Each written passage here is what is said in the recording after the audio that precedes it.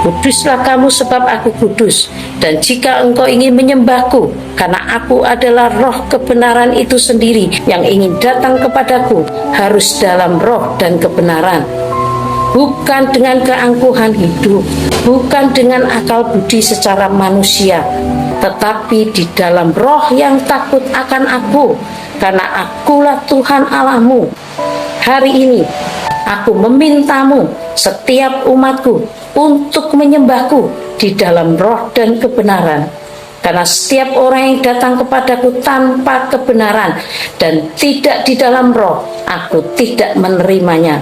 Mungkin mereka datang kepadaku berkata-kata memohon banyak permohonan, tetapi aku tidak berkenan mendengarnya, karena mereka tidak datang kepadaku di dalam roh dan kebenaran.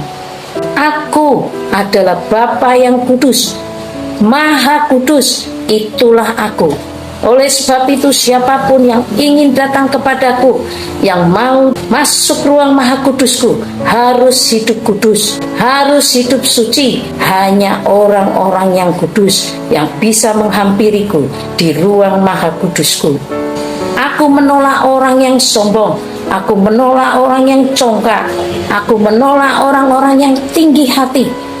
Tetapi aku mencari hati yang memiliki kerendahan hati, yang memiliki roh takut akan Tuhan. Itu yang aku butuhkan, itu yang aku cari.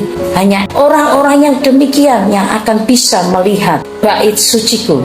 Tuhan ingin kita menyembahnya di dalam roh dan kebenaran. Kita hidup di akhir zaman dan kita sedang menggenapi kegenapan akhir zaman. Oleh sebab itu, saat kita menyembah Tuhan, biarlah itu keluar dari dasar hati kita yang paling dalam. Karena Tuhan tidak melihat fisik kita, Tuhan tidak melihat suara kita yang merdu atau tidak merdu. Tuhan melihat hati kita, karena melalui hati kita itulah Tuhan menilai ketulusan kita. Apakah kita layak untuk menyembahnya? Apakah kita kudus?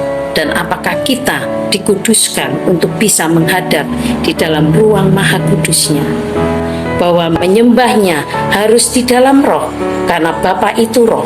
Sehingga kita yang memakai tubuh jasmani ini secara daging, kita juga harus menyembahnya di dalam roh dan kebenaran melalui hati kita.